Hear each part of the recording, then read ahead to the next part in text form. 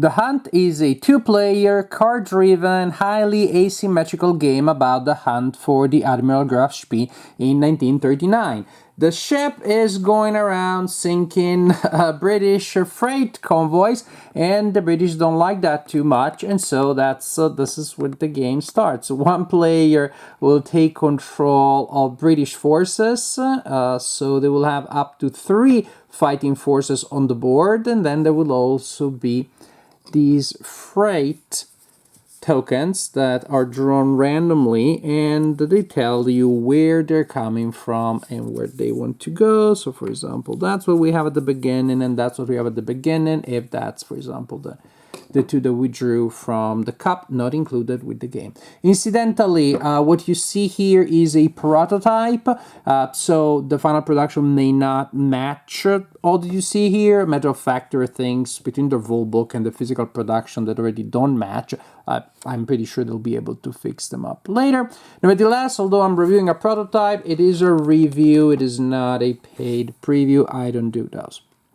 So, one player, British player, with at least 2 freight forces that will have to move each turn from the place where they're going to their indicated destination, starting in destination.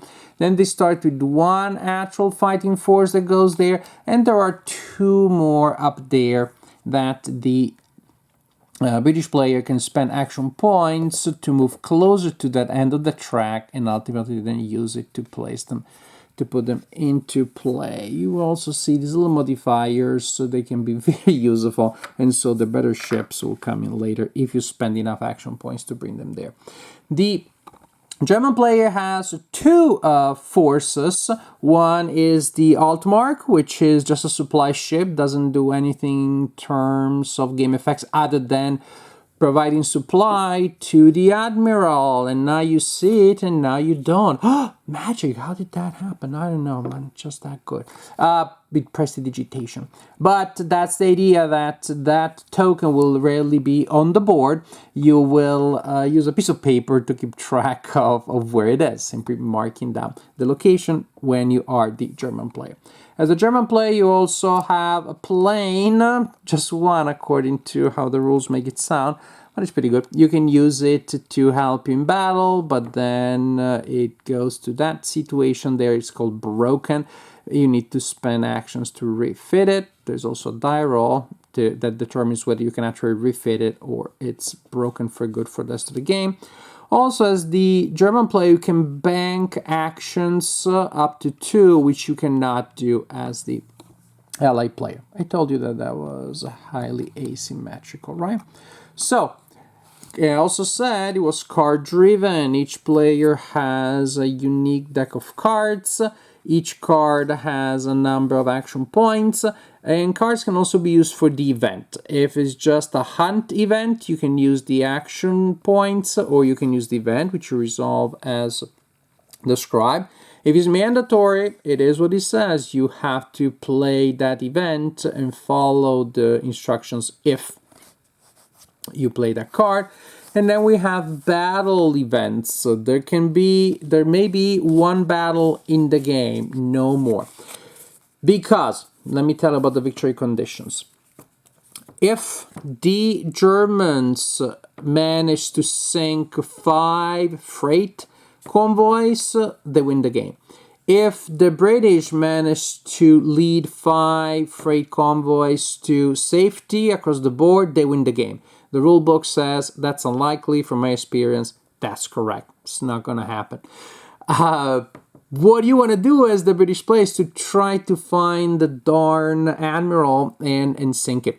If the British find the Admiral, they can launch a battle. And if the battle is started, that triggers the end of the game. There will be, each player will draw up to 5 cards. And then basically you play cards 1 at a time. And each simultaneous card play, you see who scored the most. If one player scored more than the other, the player inflicts a hit on the opponent. And you play 5 cards, so basically 5 rounds of that. And if you inflict them more hits on the opponent than the opponent did on you, then you win the game.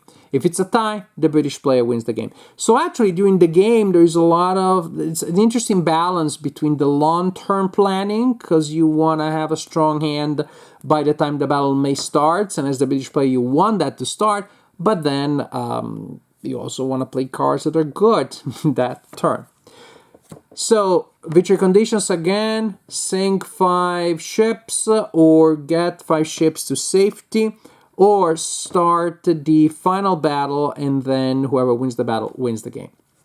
We said that the cards are asymmetrical. The cards for the British player are very similar in that they have events and action points, but they also have extra events indicated here or extra actions indicated here, which helps them to look for the admiral, and simply you spend an action point to trigger the corresponding actions, which will give you a bonus on the search roll, or will force the opponent to place a hint on the board, and if they have to do so, they have to place a token. The German player has to place a token in the space or a space adjacent to where the admiral is. So each turn starts with a German player turn, followed by a British player's turn. The German player will have a hand of cards, and they play one, and then they can resolve the event or they can use the action point. Some cards, if played for the event, will also force you to remove the card from the game, which is important. We'll see why. Actions. As an action, you can move the admiral. 1 action, 1 space. 2 actions, 2 spaces. 4 actions to move 3 spaces. And again, that movement is just annotated on you make a note on a piece of paper. It's not on the board. But ultimately, you're trying to, surprise, pop up on a space with a freight ship. When that happens, you can, reveal yourself, of course, and then also spend an action to start the battle, searching for the freight ship. If that is the case, again, you reveal it, you're in the air, you spend 2 actions for that. You can also then spend your airplane, commit your airplane to get a bonus. Because usually, to search for an enemy freight, you roll a d6 and you need 5 or more. The plane brings that down to 3, and then maybe add the card effects. And so that's what happened. Booyah, I spent that action.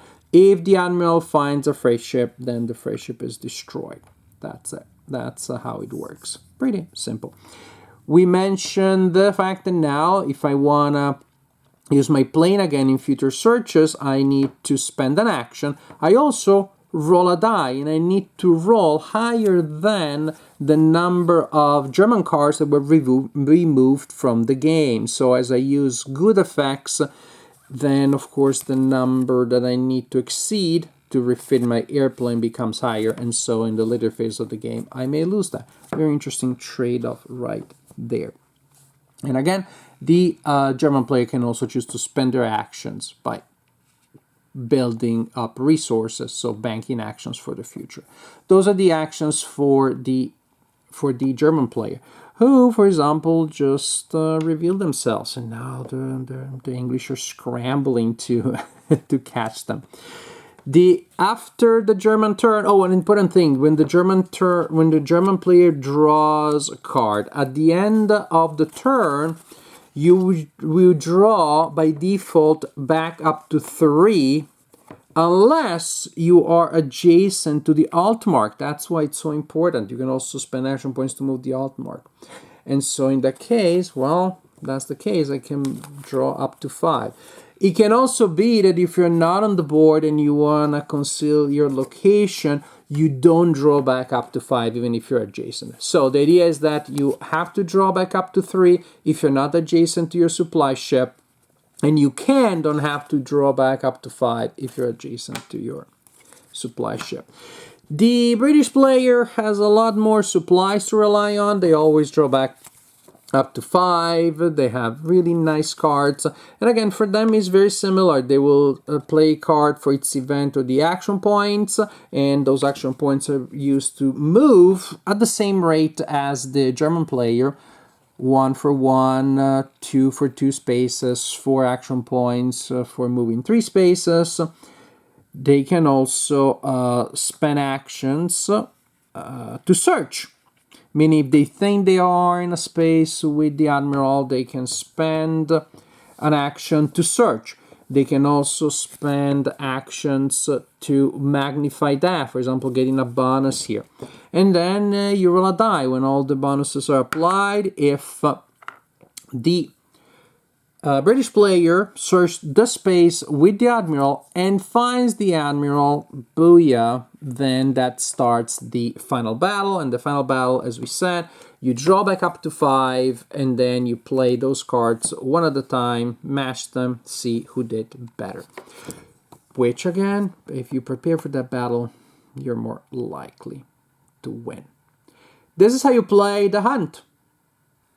The Hunt is a really fun, light, simple, asymmetrical game. I enjoyed playing both sides, and they do play very differently. Possibly the German side is a little more fun, I guess, because you had the thrill of sneaking past the opponent. The board is not large, so you're always fairly close to the opponent, which is a nice situation when it comes to hidden movement games.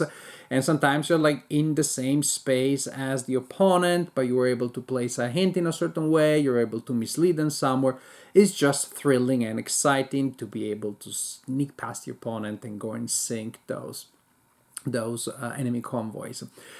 At the same time, you have to, save some of your best cards in your hand to be able to face the final battle if that is gonna happen. And I've seen games that end up without the final battle because the German player was able to sink enough convoys, or with the final battle. But you can't neglect either of them. The dilemma that you have based on supply is also very interesting, because it's good to be next to your supply ship, but then you're giving away information, and I see, okay, my opponent gets a sense of where I am anyways because I just sunk something. Let's go and fill up. Let's go and resupply, and then out into the great blue again. The British side, again, you don't have the thrill of a secret of being hidden and not being found, hopefully.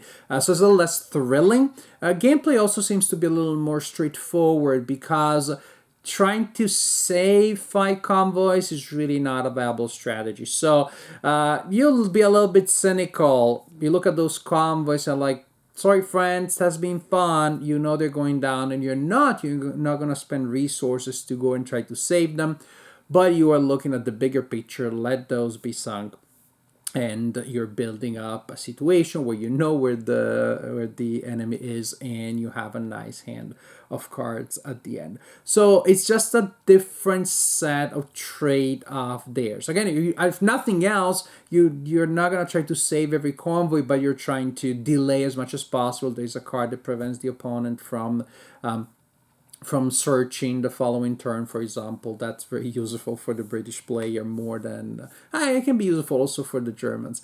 Speaking of those effects, I think that they're really intertwined well. There's just nice interactions. If I do this, there's an advantage. The card may interact with that. A lot of interesting things there, including a combination of cards that, if played in a certain way, may give victory to the British player. I guess that's another way in which the British player may win, but mainly is going to be looking for the big battle on that side, or looking for sinking a lot of convoys on the other side. So it's asymmetrical with interesting decisions, with a lot of interesting trade-offs on both sides. But again, for the British player, it's accept a certain amount of losses, delay as much as possible the moment where the German player would win, and hopefully at that point engage the enemy with a nice hand of cards. And the final battle is actually surprisingly interesting. I thought maybe it's gonna be like, magnified the war. Just, you have a 4, I have a 5, I win, yay. But Yeah, that was correct. But there are effects that apply in the battle, and so there's still decisions you're actually making about the order of the cards that you play, the order of some of those effects that you will want to use. So there's more than it doesn't feel random at all. Plus, you should have prepared at least part of that hand that you have at the end during the game. And so, in that sense, it feels a nice balance. I feel that there's a nice balance there between strategy and randomness. So, overall, I have a lot of good things to say about the hunt. Something that bothered me at the beginning, and then over a little while did not. Is that some game effects felt a little swingy. Having a card and not having a card can be swingy. The die roll can be bothersome. The British player has prepared all the possible bonuses, and they're all too low to be able to find the enemy. Bit anticlimactic. The German player has committed the plane and everything, and they roll poorly. That's anticlimactic. But overall, I found that there are enough die rolls and random elements like that. The things kind of tended to fall under a curve. That eccentric results one way were balanced by unusual results on the other side. And so it felt like overall, the experience felt less swingy than any single random outcome would have led me to believe it would be. So, and maybe it's swingy, but it didn't feel that way too much. The Hunt. If you can take a little bit of swinginess in the die rolls and in the card draws, there's a fine game in here.